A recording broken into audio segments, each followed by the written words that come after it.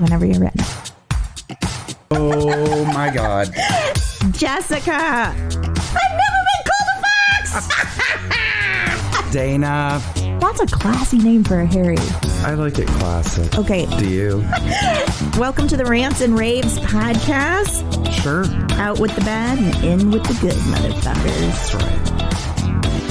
Jessica! Dana! Hi, how are you? I'm great. How are you? Good, thank you. Welcome to the Rants and Raves podcast. I am Dana Powell. I'm Jessica Young. And we are here to rant and rave. Nope, I didn't do it. Jessica. Dana. How are you? I'm really good, thanks. Should we, before we launch into our weeks, should you tell everybody how to get a hold of us? Sure. Because we want you to get a hold of us, everybody.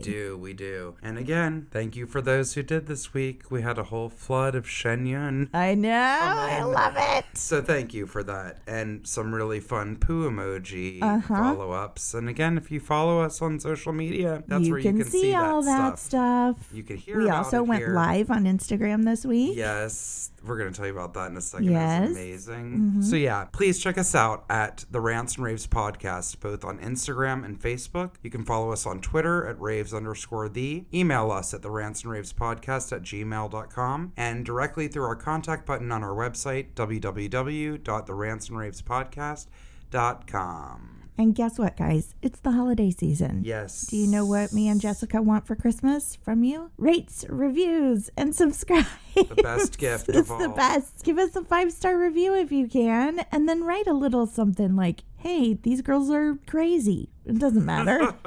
It just helps us get discovered by other people. So we'd really appreciate it. Totally. How Thank was you your- for all of that. Oh, and a really quick aside before we talk about this week. Please know that we are going to be, don't get scared. Some of you get scared, but we are going dark. Yes, we're going to be dark for the week of Christmas. So when an episode would normally come out a week from now on the 24th, Christmas Eve, whether you celebrate Christmas or not, enjoy the day. Yes. Enjoy the eve. Enjoy the holidays. It's also going to be the second night of Hanukkah, I believe. Hanukkah starts the 23rd. Okay. Again, if you don't celebrate that, find someone who does so you can get some latkes. Some yummy foods.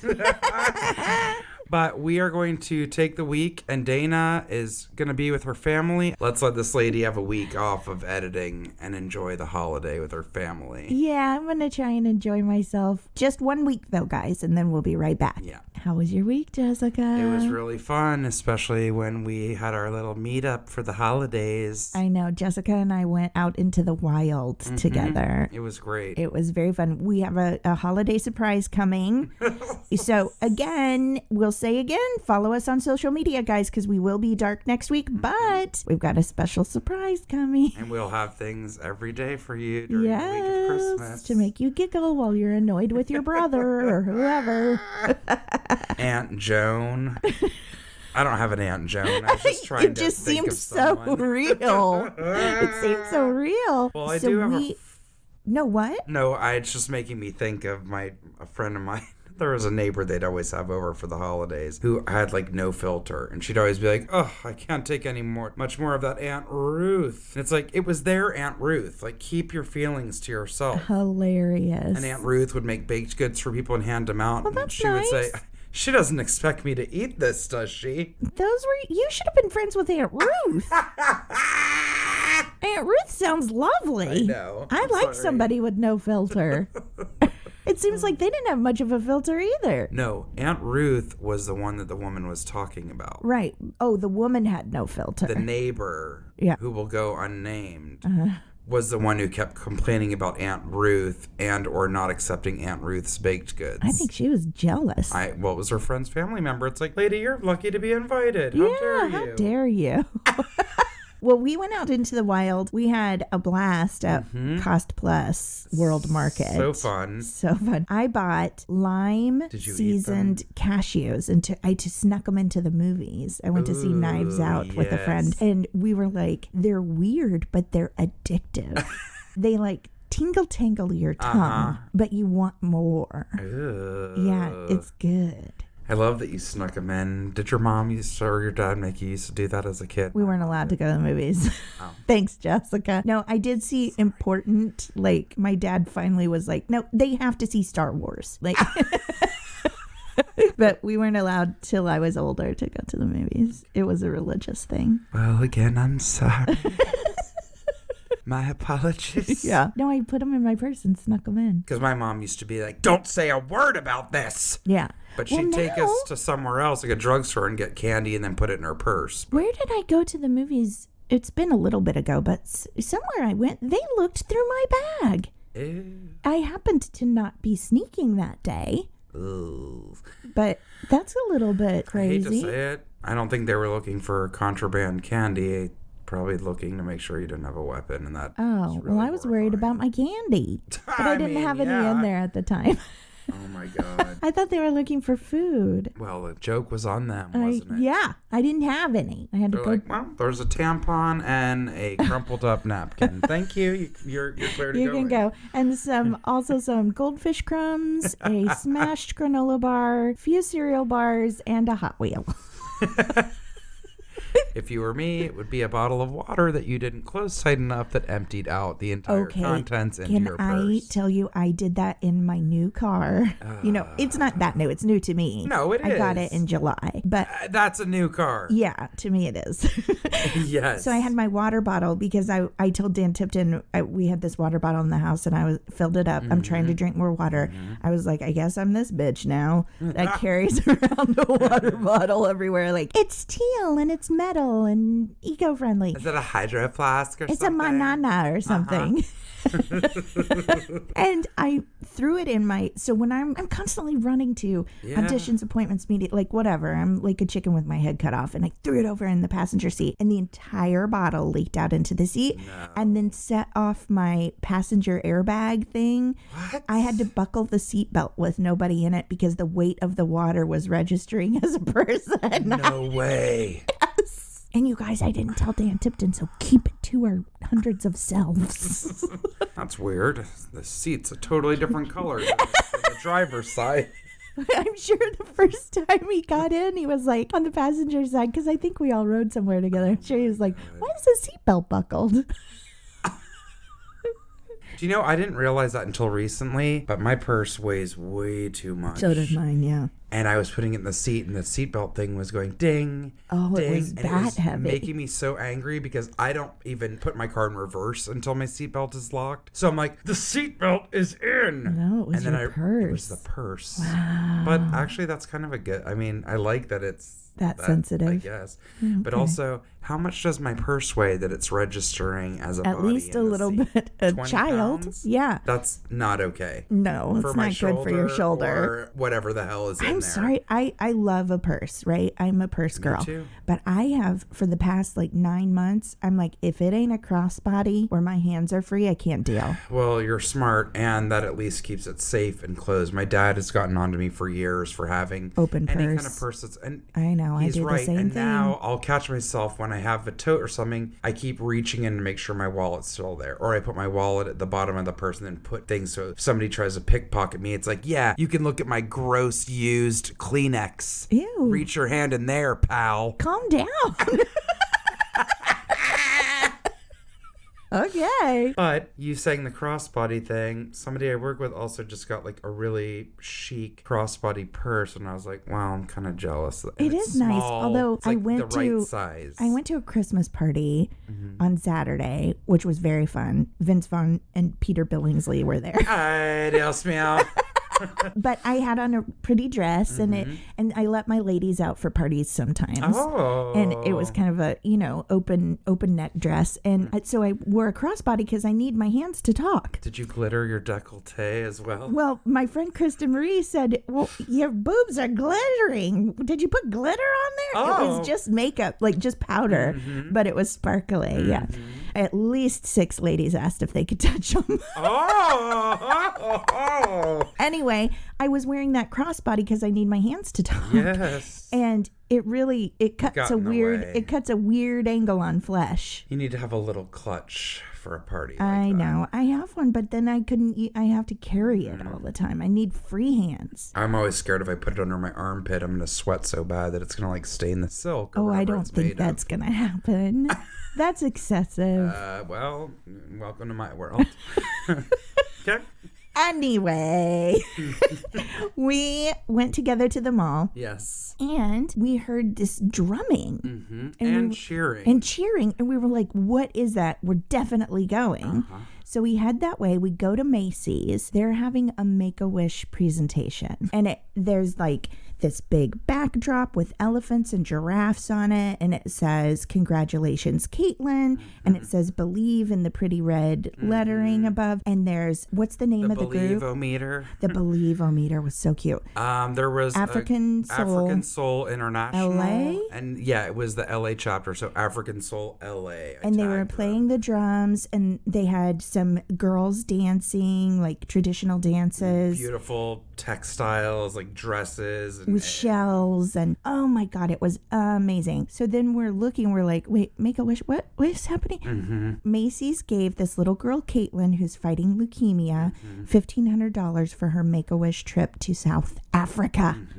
They built her a closet with clothes, like helping to get her ready for the trip. Yep. Her mom was there. Her little brother was there. I mean, it was incredible. We were crying. Cute. And it was a surprise for her. The Yes. store manager was nice enough to tell us what was going on. So we were like, what is happening? Yeah. We were so excited. And she said it was a surprise and that even the little girl didn't know until today. It was so cool. So amazing. We were blubbering idiots. Yep. And then there was a desk that you could sit down and write Santa a postcard with your Christmas wish. And for every postcard they got, they were donating $1 to the Make-A-Wish Foundation. Yep. Which is going to be up to $1 million. And that is still happening, guys. It's incredible. So if you swing by or walk by a Macy's while you're doing your final Christmas shopping or holiday shopping, stop in there and write a postcard to Santa. They have a mailbox right there. You just drop it right in, and that'll give $1 to a Make-A-Wish. Totally. It was really beautiful. Absolutely incredible thing to witness and really like add to the holiday spirit. And it was so fun because we were like talking to people around us. We didn't know anybody. Totally. It was such a wonderful, the news came earlier, I guess, and interviewed her. It was really such a random, it just felt like of all the times that we're out together that we ran upon something like that. It was so fitting it was so fitting for what our show is and what we try to share and spread together. And I don't know, it was just really beautiful. And I cried. Totally. We both did. And I will tell you, because this was also just kind of ironic that I happened to see it later on that night, the same day. There's a very famous ramen chain in Los Angeles called Jinya, and they have one in Studio City, and they have one in West Hollywood. They had a gigantic, like the biggest box I've ever seen for a toy drive in front of the restaurant after we were at the mall. I saw it later that night, and it was for Make-A-Wish. Oh. So that restaurant, and there's places all over your towns across the country doing this. Just check out. Starbucks usually always has a bin. Again, a lot of restaurants or local places. I know the theater that you and I perform at always has a drive for Thanksgiving, and then they do something again for Christmas. You can literally get things for so cheap if everybody just bought one toy, or even, I mean, because in this case, it's not even about donation with used stuff. They want a new, clean, unwrapped toy, right? So they can give it to kids depending on Everything what the is request is. Really, really on sale right now. Like even major. We went to Cost Plus. There's even toys there. Like I got a couple of things. The books were half off. Books. I got that Dr. Seuss book. Yes, All About Me for my son, and it was half off. Like there, you can, even if things are tight. Yep. I just really believe in paying it forward a little bit. It's pretty easy. Yeah, totally. It's really lovely. And also, I want to say we really try to push smaller organizations, get the word out about organizations that don't have as much support and help behind them. But the larger organizations do wonderful things too. Of course. So don't hold yourself back from that by any means. Yep. And for those of you who find yourself in a mall with a Disney store, I'm just throwing this out there because I was shocked. And I'm like, hey, that's a great gift for any kid, but that's an affordable thing to buy to put in one of those toy drive things. In the front of the Disney store when we were in the mall, they had a mountain of like every Disney princess, not a Barbie, but it's like Disney's version of a Barbie doll, right? Of anything from Moana to Belle. $10 each. Really? And like, I don't know how much a Barbie is, but I don't think they're $10. I don't think so. But this is like a legit Disney princess doll that most little girls would love and go crazy over. $10. Wow. Yeah. That's cool. It's a good time of year, guys. It's real sweet. And I am exhausted. Right? which we will go ahead and segue into our rant. So this first rant comes from a listener, and it is an email we received. We got it just in time. It came in last night, and we feel you. Okay. Oh my God, because I am exhausted, and it really does. Hey, Dana and Jessica, I love your show. Thank you. Thank you very, very much. We appreciate it. I work from home, and listening to it makes me feel like I have the best coworkers. I have a rant. I went out with some friends tonight after having a full day of exercise, cleaning, volunteering. Good for you. And met up with them for dinner. I had been up and running nonstop since 8, so I was a little tired, but felt fine and like I had enough energy to hang out. I was glad to see them until they all said to me, "Are you okay? You look tired." Well, actually, I worked a full week at 2 jobs, volunteered, cleaned, met up with friends, spent time with my boyfriend, and barely had relaxing alone time all week. But I took what little free time I did have to spend with you, and you're basically telling me that I look terrible. I hate this. First of all, "you look tired" is almost never said to a man. Interesting. And almost always said to a woman not wearing makeup. Thank you. Like I was. Secondly, I feel like this phrase is a slap in the face to anyone making a decent effort. It doesn't acknowledge the work that the person is doing or encourage them to keep going. It just cuts them down and tells them that they aren't trying hard enough to be both present and perfect. It really irritated me throughout the dinner, and it was really hard to enjoy the rest of the time with everyone thinking that I'm so exhausted instead of just being grateful to spend time together. Anyway, rant over. Okay. Everything about that letter was spot on. And I've experienced all of it so many times that it hurts. Me too. It's like, okay, if you want to say, hey, if you're concerned about a friend, you go, "Hey, how are you doing? How are things?" You don't go, "You look like crap. What's happening?" Because then I don't want to talk to you. And maybe I am feeling like crap, or maybe I'm not, and you just caught me without mascara and I have see-through eyelashes because I am a natural redhead. Like, I don't know what to say about that. God made me that way. It's a guarantee. Like, first of all, I have never been someone that can get away with not wearing makeup. No, me neither. And I don't mean that to put some weird complex in people's minds. I'm just being a realist. I have black circles under my eyes since I was 5 years old. I do not have the best skin. Nope, me neither. So people either assume that I'm exhausted. I mean, you might be right, but even if I've had a full night's sleep, I still look exactly the same. Yes. Sans makeup. But then people go, "Oh, are you sick?" And I get that a lot, and that makes me really self-conscious. Yes. I'm like, so now I look unhealthy, like sickly. And I can't just be myself around you. You're so used to seeing me made up that I can't just like, you came over today and I was like, "Do I look great? I really don't have makeup on. I may have put some cover up on some spots." You look nice, and it actually looks like you at least are fresh-faced. I came here showered. I'll give myself that pat on the back. No. But you see, there is not even cover up under my eyes. Just stop beating yourself up, because this is leftovers from yesterday. Yes. This is leftover mascara from maybe even Saturday. I'm trying to think. You know what? Your leftover makeup looks better than my fresh makeup on most days. So there you go. I am not at an age where I can afford to not wash my face at night, but I was like, can't do it. You have no blemishes. I'm like literally looking at your skin. Nope, I have like new leopard spots every day on my face. It's soon gonna look like an intentional Kat Von D tattoo. Stop it.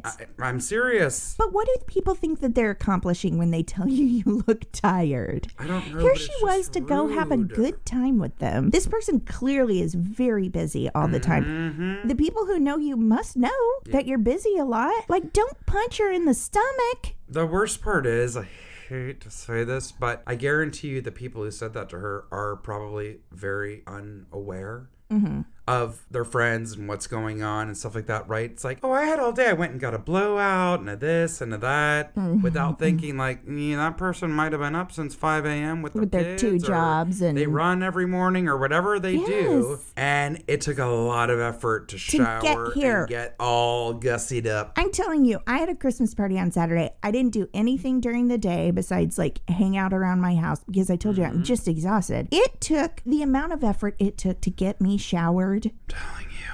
I mean, it must have been a 4-hour process of me hemming and hawing. And also, what are you supposed to say to that? Jessica, tell me, are you okay? You look tired. Just tell me that. Yeah. Dana, are you okay? You look really tired. Do I? Yes. Do I look tired? Very. You know why I'm tired? I'm tired of people like you.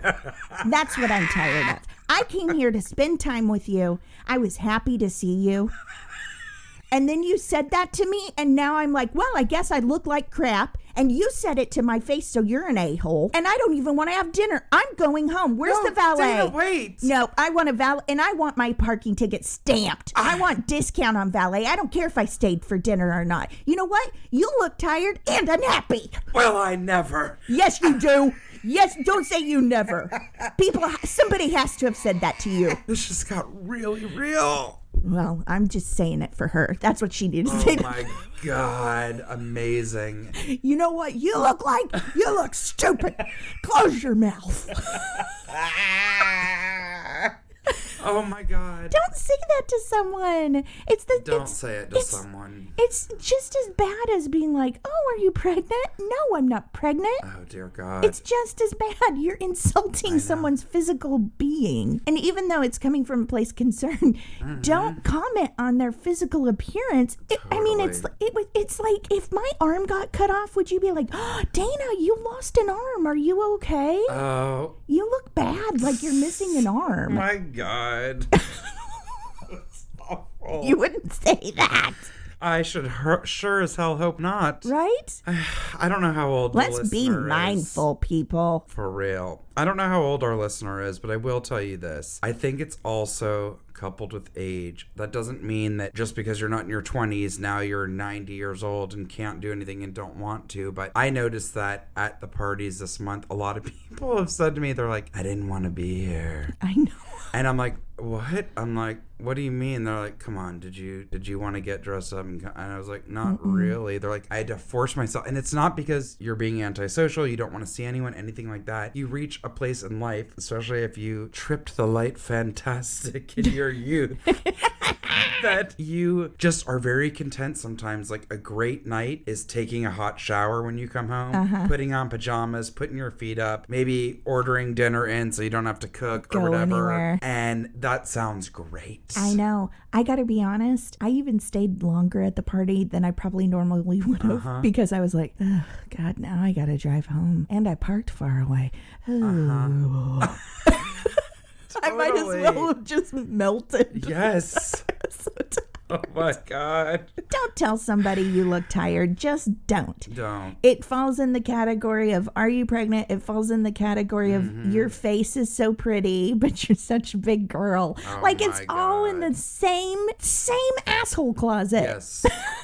It really is. It's just insulting. And I am proud of you, listener. I hope you're listening. Yes. I am proud of you for all that you're doing and keeping up with, because just reading the email made me tired. Exactly. Good for you. And you deserved that night out. And they shouldn't have treated you that way. And no one should have said that to you. And also, if you're wondering, if you're like, I just don't want to hear them bitch anymore, I just bought a caffeine roller for under my eyeballs, and it helps with puffy eyes, so maybe people will shut the F up. Caffeine roller? Yeah, it's just caffeine and a little roller ball, and you put it under your eyes. I and think it helps I need the one puffiness. It's fine. Also, you can use hemorrhoid cream. It's fine. It's true.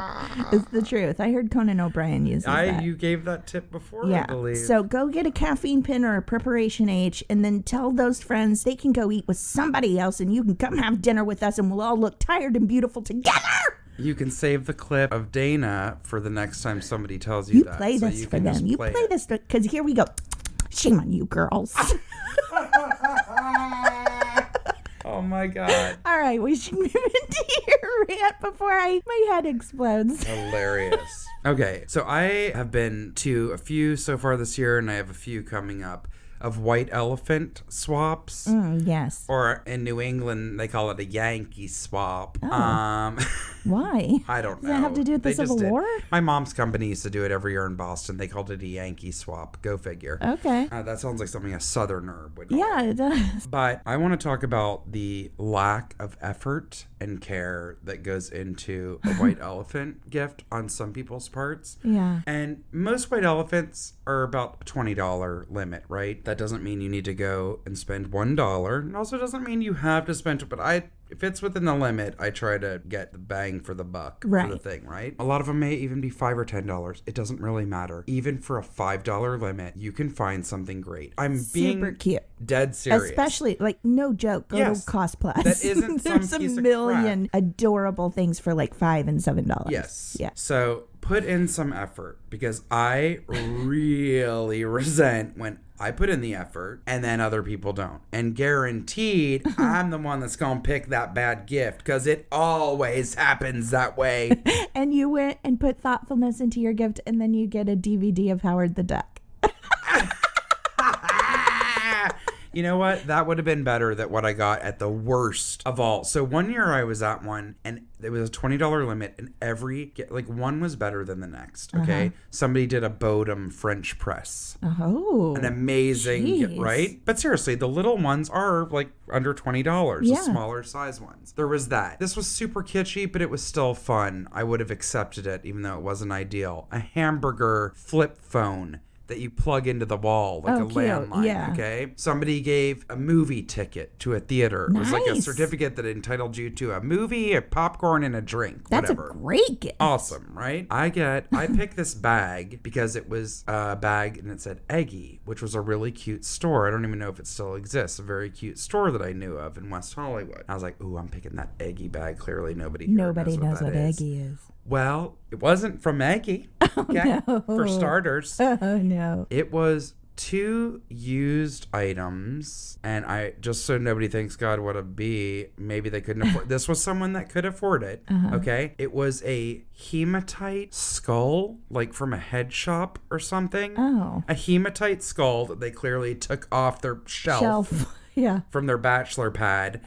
And then, so help me God, a used dog toy. How do I know it was used? Yeah, how? The slobber stains and the amount of hair it was covered with. That's mean. It was horrifying, and I was livid, like literally seeing red. I was like, you have got to be kidding me. That's gross. If you're that lazy, go buy a $20 Starbucks or Dunkin' Donuts gift card. Buy 20 lottery tickets. I would honestly rather have a DVD from your collection than a used dog toy. Filled and covered with hair, Dana. No. By the way, I just mentioned the lottery tickets. If you're looking for a fun thing. I have an uncle that always did that, and we loved it. It's awesome. Somebody did that at my mom's company party every year. They bought $21 scratchers. Guess what? One of those 20s was always a winner. Yeah. And one year somebody scratched one of them off, $200. Oh my gosh. Yep. That's amazing. I know. There's so many different things you can do. I can't. I will say, if it's a small private friend party, then you're doing white elephant. My friend Travis Eli one year framed one of my headshots and then fake signed it from me and put gold spiral Christmas ribbon around it. Like it was funny. And he gave that as his white elephant gift. And we all thought it was ridiculous. Like I was humiliated. That same picture has been passed around when people have moved, when people have come back, at Christmas parties for birthday gifts for almost 20 years. Like, it's crazy. It's the same exact picture. And Your first headshot ever. It was like my second or third. Hilarious. Yeah, but thank God I was in a skinny phase. Can you imagine if they were passing around my Grimace photos? No, it was color. If they were passing around one of my black and white Grimace photos, I would be so mad. My first headshot is a black and white female John Candy photo. My very first ones were real cute. Another actor took them for me for real cheap, and they were cute, but they're black and white for sure. Anyway, if it's like private friend party, that's one thing. Okay. But like where you don't know people, I have a ginormous family on my dad's side. I have like probably 100 or more cousins. Holy cow. Like second cousins now, because my dad has 7 brothers and sisters. That's right. And so they always did. We have, once the matriarch and patriarch pass on, it's harder to keep everything together. But they used to do a white elephant for the whole family. So you didn't have to bring 750 gifts. Okay. And I remember the first time Dan Tipton went. So Dan Tipton's like, fancy St. Louis dude. His parents had tickets to the Opera and stuff. Yeah. My family, we're different. We build potato guns together, and everyone owns go-karts and motorcycles. So I was like, just be prepared. It's different probably than what you're used to. Mm-hmm. So he gets a set of saw blades, and one of my cousins goes, Dad, what's he gonna do with those? What's he gonna do with those? Oh my God. Meaning about your husband? About your yes! He's like, that guy don't know how to use a saw blade. He don't even have a saw for that to go in. Liz, what was Dan's reaction? He just was not happy. He was He like, gave him to your dad. he traded Like, him. Gary, you can have He these traded them for some like screwdrivers or something. Because the men in my family, all their white elephants were tools. Oh my God. Dad, what's he gonna do with those? Oh my God. Amazing. That cousin is a full-on cartoon character. He really is. He really is. And he looks like a cartoon bully, too. Does he look like the guy from Christmas Story? Dan was like, he's a Christmas With bully. a coonskin cap? Right? Oh Or my Buzz. God. Wasn't that the Home Alone Big Brother's name? Oh my God, yeah, he was so mean. He was so mean. Anyway, that still makes me laugh, clearly. You can put some effort, guys. I'm going to give you one suggestion, all of you. Oh. For a white elephant. Okay. Theme for a white elephant. Okay. This is the best of those that I've ever been to. It's called A Book in a Bottle. Oh. So you could take a book off your shelf. Okay. That was like known. You could buy a book or just pull one off your shelf to keep the cost down. That's still nice, yeah. Any book, and you pair a bottle that was fitting to the theme of the book, okay? Cool. So, like, somebody gave Catcher in the Rye with a really nice bottle of rye whiskey. Mm-hmm. Somebody did the Virgin Suicides and gave a bottle of grenadine and a couple of bottles of 7-Up. Oh, cool. Sophie's Choice came with a bottle of Manischewitz wine. Wow. But it was one of the most fun things at a party. And, then we were allowed to have, I think swapping was allowed. I don't know if you were allowed to steal. I'd get a little golden book in a $2 chuck. Okay. Even that would be fun. But that was like super, super fun, and everybody left happy. Yeah. You know what I mean? Yeah. That was a great idea. I love that. Doesn't take a lot, people. It doesn't take a lot. All right, should we do our cleansing breath? Let's do it. Let's get out all of our aggravation. I got pretty wound up today, I think. Me too. Okay, if you're by yourself, feel free to scream it out. If you're not by yourself and don't mind getting arrested or put into a mental institution, you can still scream it out. God. Whatever you want to do. It's the holidays. Mm-hmm. Okay, ready? In. And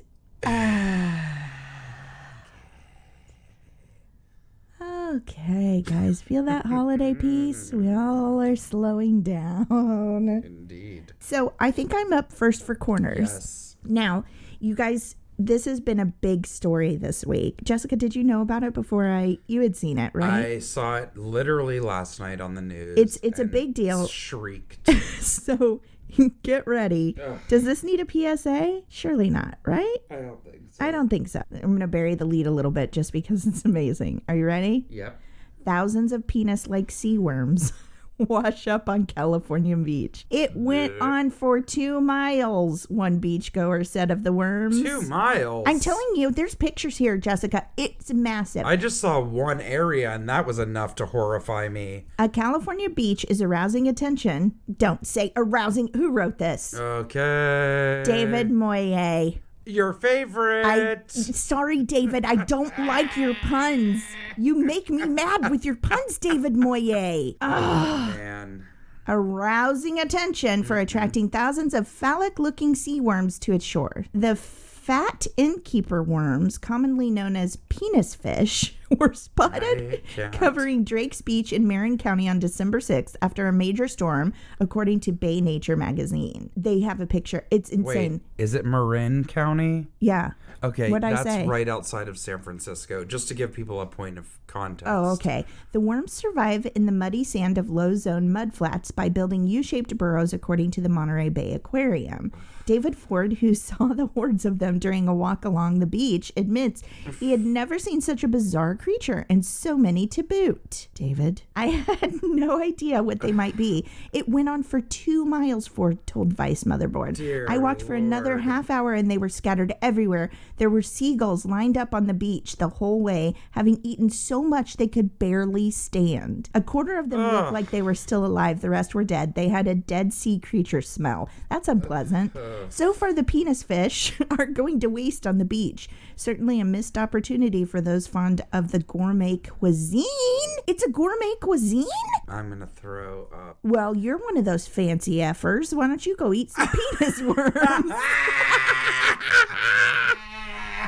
They really do look like penises. Yeah, and I know look about at that the shaft. innkeeper worm, and they're so ugly and gross. Not pretty. I was recently watching something about them on one of the nature things that I follow on Instagram. So the fact that they are washing up in droves on our shores is a little too much to take. Yes. I mean, it's crazy. It's they look like, and I'm telling you, they're well endowed. The only kind of worm I like is an earthworm or an inchworm. Those are cute too. Yeah, they eat your leaves though. Other than that, I don't need those parasitic, I don't know what these hooded, penis worms. Whatever. Stop saying. Creature. Don't say uncut hooded.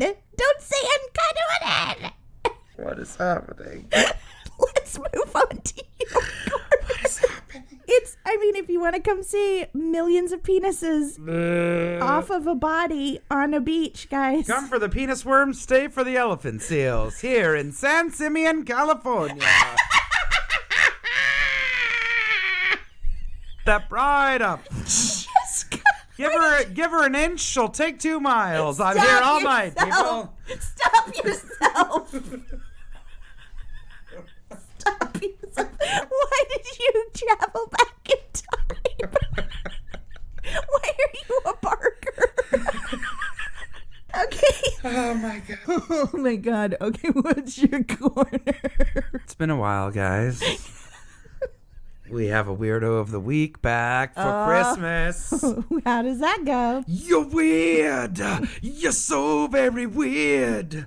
Why must you bring your weirdness here? It's been a bit. Oh, that cozy feeling of a weirdo of the week. Strap yourselves in, because I want to know how this is possible. 141-year-old fruitcake is a Michigan family's heirloom, Dana. They don't eat it. Am I wrong? If they Read your article. It's Julie Ruttinger of Tecumseh, Michigan, holds a 141-year-old fruitcake, a family heirloom baked by her great-great-grandmother, Fidelia Ford, in 1878. Please spell that. Fidelia. I'm naming my next animal Fidelia. There's Fidelia. She's pictured to the left of the fruitcake. Of the cake? Mm-hmm. Which, by the way, she's holding the plate straight up in the air and it's not moving. I'm horrified. Fidelia died before the cake was served, and the family, out of respect of her memory, decided not to eat it and has instead passed it down for generations. What? It resides in a glass case with the date of its creation affixed to the top. Some families pass down jewelry, watches, or even recipes. But a Michigan family has its own heirloom, a 141-year-old fruitcake. It's a great thing, said Julie, the great-great-granddaughter of Fidelia. It was tradition. It's a legacy. Well, the cake was initially preserved to honor Ford. That's Fidelia's last name. Mm-hmm.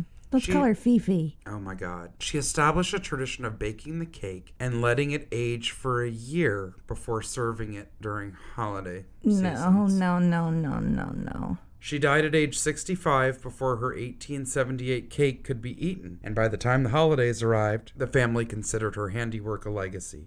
not food. 1878. It just made me burp and hiccup at the same time. Gross. Until his 2013 death, the cake was in the care of the great-great-granddaughter's father. This is all getting very confusing. Who was Fidelia's great-grandson. He had stored it in an antique glass dish on top of a shelf of a china cabinet, which is where it remains today. He took care of it to the day he left the earth. We knew it meant a lot to him. Guinness World Records doesn't have an entry for the oldest fruitcake, but as for cakes in general, the Ford fruitcake is nowhere near the world's oldest. What? The Detroit News reported that honor goes to a 4,176-year-old cake that was found in an Egyptian tomb. It is on display in a food museum in Switzerland. Oh my God. Just to wrap up this story, during the 93 years that Morgan Ford held on to his family's fruitcake, he showed it off at church and family gatherings, shared stories about its history with younger relatives. He even showcased the cake on The Tonight Show in December 2003. What? I watch The Tonight Show every night. I don't remember that. Stop yelling at me. Okay, taking a bite with the host and saying it tasted like thrashed wheat. No, they took a bite? 2003. That was Jay Leno, right? Yeah. Not Johnny Carson anymore. We're going to have to look that up. Yeah. Oh, look. But why would they bite it? It says Mother, 1878 on top of the dome. Oh, my. What is in that cake that has preserved it and kept it from going moldy? I don't know, but I would not put it in my body. Ever. No, Not for $1 million. But I'll be honest, though, like, if that cake really is from 1878 and it's been passed down to your family, are you going to be the jerk that throws it away? No. It would not be coming into my house, and I am a borderline hoarder, and I am one of the most sentimental, sappy people. I know that's hard for some to believe, but I am. See that teacup up there? That teacup that's under a glass? Under a cloche? Yeah, yes. That belongs to my grandmother. Well, that's special. Yes, and it's that's not weird or creepy. And it's beautiful. Thank you. And it can't get diseased or full of fungus or parasites. Dear God. I think fruitcake is so gross anyway, and it makes me mad because I love a cake. I love a cakey, moisty. I know people don't like that word, but I love that. Cakey. But fruitcake is so nasty. Sometimes I try it thinking, no, you're crazy. You're going to love this. It's a cake. No, you're not going to love it. What are the green things in it? Can you explain that to me? Some kind of jellied something. I don't know. No. It's all dyed and processed. It's yuck. What's your family, like your favorite family snackies at the holidays? Holidays. Okay, so my mom made insane latkes every year. I mean, incredible. She always came to my class. Oh, fun. Yeah, so like a parent would come if you had anything that was outside of the majority, right? Like we had a few little minorities at my school, Jews being one of them. And my mom would always come to do the latkes, and it was so fun and everybody loved it. That's awesome. So I love latkes at the holidays. My mom also did brisket several times a year, which was to die for. I don't know, and I'm trying to think with my friends, because I always went to my friends for Christmas Eve and I always Christmas remember Day. all the snackies. So we did like Ritz crackers and all kinds of cheeses. Oh, yeah. We did ring bologna. What is that? It's a ring of bologna still in the red, like, intestine thing. And you peel what? You peel that off. I think that's what it is. The red ring cake. bologna. Yeah, it's a ring of bologna, like a fat sausage in a casing. What? And you slice it and peel the red off and put it on your crackers. Any kind of whipped cheese, I'm into a spread. Little Smokies in a crock pot. Oh, God, I love Little Smokers. There were some at that party on Saturday. It's the first thing I ate. No, my mom did like crudité platters with like homemade dip. Well, we had our own version Very of crudité. Healthy. Oh. I told you that. That's why St. Louis, I would go hog wild when I'd go to other people's houses. For holidays, any holiday or a sports event. St. Louis, the big thing is the bread bowl, where they put dill dip inside of the bread bowl, and you and all the pieces from the inside are around the outside of the bowl, and you pick up a piece and dip it inside the bread bowl. That sounds amazing. Okay, so my mom did make a real mean spinach dip. with that Knorr spring vegetable soup mix is like the dried mix that you add sour cream, a little bit of mayonnaise, and water chestnuts, and then like a package of frozen spinach to die for. Really? Mm-hmm. Oh, okay. I do have a snack. My mom used to make a mean baked brie. Really? I don't think I've ever had a baked brie. Okay, then you're making this for your family during the holidays. I don't cook. I don't either, and it is the easiest thing ever. You take a package of crescent rolls, Pillsbury, and roll them out. Like, instead of pulling it into the pieces or whatever, you just make it into like a flat square or rectangle, whatever. Take a wheel of brie, put that inside. You then smother the top of that with either apricot preserves, raspberry, fig, whatever suits your fancy. Then you close up the crescent rolls around it, and you bake it in the oven at like 350 for 20 minutes or so. And then you cut into it, and it is absolute heaven. And there was never a bite of it left. Really? Also, if you like blue cheese. Nope. Okay. Because my mom also did make a cheese ball at the holidays. That's what she would bring to people's houses when we'd go for Christmas, and people loved it. I like cheese balls, but not blue cheese. Yeah. You need to do the baked brie. Everybody will be so impressed, and it is heavenly. I guarantee multiple people listening are like, I make that, or my mom makes that, or whoever. Okay. It's that good. All right. Guess what? Trader Joe's already has it. You can just buy it. That's the easier brie option. en croûte, and just throw it in your thing. Sounds good. Then that you don't sounds have to like unroll your crescent rolls. Thank God. I often also go to the nunnery and get pumpkin bread. Stop. My neighbor brings me a loaf every year. She just gave it to us. Oh my God, I had one for you. I won't give it to you now. Excuse me, we already ate it. And if you are not kidding, I'm not trying to put you on the spot. I always get them for people. I will happily take another. So they're the Monastery of Angels. It's great. Up in the lower Hollywood Hills, like off of Franklin. Someone years and years ago gave this monastery candy making equipment and ovens and stuff. And so they started making candy and their pumpkin bread. It's to die for. It is to die for. Yep. It is so good. So every year I go, I get one for my mailman, my neighbors. Yes. Yeah. Oh, I love that. Yeah. Yeah, it's fantastic. All right, we should move on. Let's do it. We're out of corners. Oh, wait. I forgot. We have a Let's Be Mindful corner. Oh, yeah. Excusez-moi. Okay, real quick, we have a Let's Be Mindful corner. So last week, I believe, we did a story about a young man who was adopted and his class went with him. A very kind listener wrote in a letter about that. She has personal experience with it, and we just want to be mindful and share this letter with everyone. Hi, I love you both so much. I haven't finished the newest episode yet and stopped right when Jessica started talking about the little boy who invited his kindergarten class to his adoption. I don't know where that conversation went yet, but I felt the need to write in already. I'm an adoptive mom of an 18-month-old I adopted at birth. In the years leading up to and since his adoption, I've been active in multiple Facebook groups for adoption. I value the voices of adult adoptees since they are the ones most affected. Even with the best of parents, there's trauma in adoption. As far as losing your identity, the birth certificate is literally changed to say, I have birth. Oof. Losing your ancestry, etc. The consensus among the vast majority of adult adoptees, and I agree with them, is that it was super cute. He wanted to invite his friends, but his new parents should not have allowed the publicity.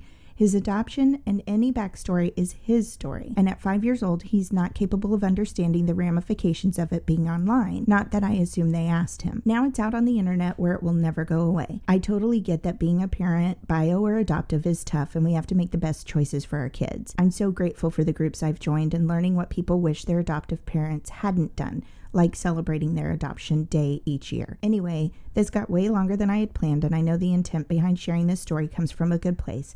I just wanted to bring the other side of it to light as well. Now, go get your son a real Christmas tree. I told her I can't do that. My dad would never stop calling me. But so anyway, I just wanted to share that. Thank you so much, listener, for kind of showing us the other side of the coin from experience. You know, his family did make that decision, and we did want to celebrate it from a cute place, but I understand what she's saying as well. I try not to post too many pictures of my son online without a hat or sunglasses for the same reason. I know a lot of parents have already gotten their kids' names for social media so that they have them when they grow up. I haven't done anything like that. It's new territory for us. Totally. As an existing, I don't know. It's weird, but I just wanted to share that. So, and be mindful that there is a different opinion about it. So thank you so much for sending that in. We really appreciate it. Thank you. All right. Should we move on into our raves this week? My rave this week is kind of short, and it's more of a good news story because it just moved me. I mean, it's precious. This is from Inspire More, which you know we love, and you guys can sign up for emails from them. You can get them in your inbox once a week, every day, whatever you want, and they're just all good news stories. It's just wonderful. So this one is by Beverly L. Jenkins. A hardworking dad breaks down when news station surprises him with Secret Santa gift. The holidays can be a huge financial struggle to families who are working hard to make ends meet. Shane McCann is one of those hardworking dads who has rearranged his entire life to care for his family. His wife has health issues that make her unable to work or care for their 4 kids. So he took a job at their school to make sure that he could always be home with them. Shane works as a playground and cafeteria aide at Cloverdale Elementary School in Ammon, Idaho. He can only work during school hours because of his family situation. But non-certified part-time positions like this don't pay enough to support a family of 6. Still, he comes to work with a smile on his face and takes his role as protector very seriously. After watching him struggle for years, Shane's co-workers sent his name to East Idaho News to be considered for their month-long giveaway, Secret Santa Surprise. This holiday season, the station has pledged to give away $500,000 to people in the community who need a little help. When they heard about Shane's situation, they knew he fit the bill. That's why East Idaho News team showed up outside of Shane's school with a little box that contained a huge surprise.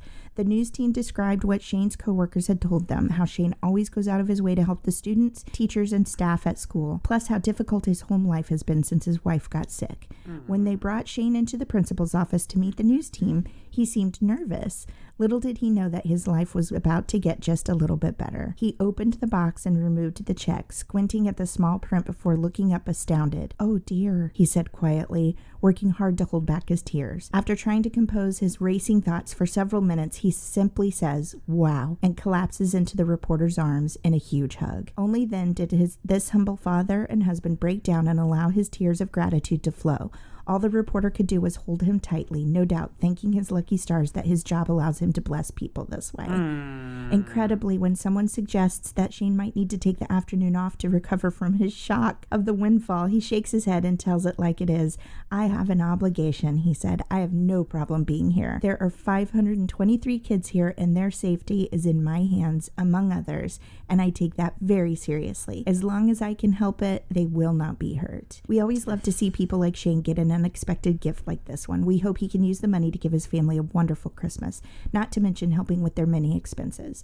This gift highlights the true meaning of the holidays. Think of others and help when and wherever you can. So we watched the video, guys. He literally just bursts into tears and hugs the reporter. He apparently was a volunteer at the school last year, and by the end of the year, they gave him a job because he was so wonderful, and it was beautiful. Totally. Oh, happy holidays. I love it. Sir, and I love I when hope you people and are your so family- unexpecting and get something like that. I know. He was so so overwhelmed. shocked. So shocked. I He didn't think- see it coming at all. And then when I think it finally sunk in, he just embraced that man that presented It was it. beautiful. So that's my rave for this week. It felt love good. It felt good. Yes. All of these things and doing something for others is amazing. And I will throw in a quick aside. I've noticed several people who have been doing a kindness advent with their children, where every day having their kids cool. do something for someone else Oh, or making them wow. aware of it's beautiful. That's like what beautiful. a lovely I've never seen I that. know. I love that. It's so cool. So I have another heartwarming rave. Yay. This is something that caught my eye when Dana and I were at the mall. I was just kind of schmying around when I was waiting for her, and I found this. And again, I'm telling you, I was like, I just feel like things were just kind of waiting for us that day. It was kind of It really was amazing. It Yeah. was like right up our alley. Yeah. So we both loved this. This is a company called Sackcloth and Ashes. And they do have their own website, but also if you have Cost Plus World Market, which again, we can't say enough good things about Not them. a sponsor, but love them. For things for yourself, things for your home, for gifts, for amazing food items from around the world, wines, food. everything. Run, don't walk to Cost Plus World Market. They are online too. Yes, and they have a lot of free shipping right now for the holidays. Yes, it's not in every city, but they're a great And company. when this comes out, you still have time. The free shipping goes till Wednesday, so. That's right. So Sackcloth and Ashes is a company that for every blanket they sell, they donate one to a homeless shelter. Already love it. Yes. Right? Yes. They're very cool. They're definitely have like it remind me of like the national parks and the look of that. They're very like Western Santa Fe kind of. Yeah. They're beautiful. Ranchy, Montana. Yes. Northern California, Utah, all that. Yeah, like, we got a blanket and some steer. We're good. They're really big, so like they're a nice size blanket. Big blanket. And they're very soft. So I'm going to give you a little rundown about them. The founder of Sackcloth and Ashes, Bob Dalton, was inspired to help the homeless population when his mother, a hardworking single mother, found herself living on the streets in 2013. Wow. Because of his mother's story, Dalton was inspired to call his local homeless shelters to ask what they needed most. They all said blankets. That's when he founded Sackcloth and Ashes. For every blanket purchased, they give a blanket to your local homeless shelter. On June 1st, 2018, they launched its first major campaign called Blanket the United States. The goal of the campaign is to donate 1 million blankets to homeless shelters by 2024. Amazing. So great. So you can see a map on their page and all the states are in black, and then you can see blue dots of where donations have been going, which is amazing. And Whoa. according to this map, with the exception of the teeny states that I cannot see, every single one of them has received donations. A blanket, yeah. So how we give, we donate based on zip code. Find the shelter we donate to in your area. So that's very cool. So like if we ordered one here, they would look for the closest shelter to where we are in Los Angeles. And we unfortunately have a lot of major homeless problem. homeless shelters. Yeah. So they also list tons of places, and this is all just, I mean, literally nationwide. Wow, you're like scrolling like crazy. Yeah. So definitely go and check out their site. Additionally, I thought this was very cool at the display that's set up at Cost Plus, because they are now partnering with them to sell these blankets. So far through Cost Plus sales, they have donated over 8,000 blankets. Whoa. And it says, because of our partnership, we are able to donate 15,000 blankets to homeless shelters across the states of California, Texas, Colorado, and Washington. Wow. Another thing that I absolutely love, they have a 3-step thing for when buying the blanket, and it says take it further. Number 1, fill your empty box with toiletries, socks, snacks, Band-Aids, and water bottles.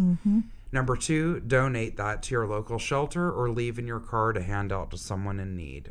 Number 3, bring your filled box back to any of our stores and we will take it to a homeless shelter. So awesome. So we saw that and we were like, this is amazing. Yeah, really, really beautiful company with a beautiful message. And beautiful blankets. I know. I know. It's really cool. Yay, Jessica. Dana. I think that's our show. I think it is. I'll be honest, I'm super surprised I got through this episode without crying. I know. We talked about a lot of things that made me cry previously. Totally. I guess, so we want to mention one more time, we are going to be dark. I guess that will be next week. Yes, for the next Tuesday, the 24th. We will be dark. We're taking time for our families, but we're thinking about you, and we will be active on social media. You guys can hit us up whenever you want. We'll be posting some fun and silly things. And we just want everybody, again, we know that people struggle during the holidays sometimes, and we don't all celebrate the same holidays, but just the feeling of love and goodness. Yes. If nothing else, just know that we love you guys, and we're sending good thoughts and love your way. The season is about love, at the heart of it, right? Yes. It's not about gifts, even though everybody loves to get and receive a gift and whatever. It's not about any of that. Yeah. It's about love and peace and kindness, coming together and connecting. If you've got family that you love, really connect with them. If you have family you haven't talked to for a while, maybe just send them a card. Yeah. Unless they murdered your dog, then leave them alone. Oh boy. We've all got our stories, you know. No one's murdered any of my dogs, just to make that clear. Hope not. Yeah. So anyway, I always like to end with a weekly point to ponder, something that I'm really excited about, something I love, an animal to follow on Instagram, or a conversation starter. This one is holiday themed, since I wanted, we're going to be dark next week. So this one is about Rudolph, the red-nosed reindeer. Rudolph's red nose is probably the result of a parasitic infection in his respiratory system. Okay. That's according to Roger Highfill, the author of the book The Physics of Christmas, From Aerodynamics of Reindeer to the Thermodynamics of Turkey. In case you're looking for some light reading over the holidays.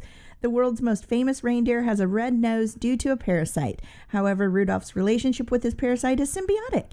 After all, the red nose illuminates the path through the winter night for the whole reindeer team. So good for you, Rudolph. Your parasite helped you be the best. I'd like to know what Herbie the dentist has to say about this. Well, it might be a tummy parasite, not a mouth parasite. Brother. You don't know. You don't know. Happy holidays, guys. Merry Christmas. Happy Hanukkah. Happy Kwanzaa. Whatever you celebrate, just feel some love and eat some yummies. Got it? Yes. And we'll be back in a week. Love you. Bye. Bye.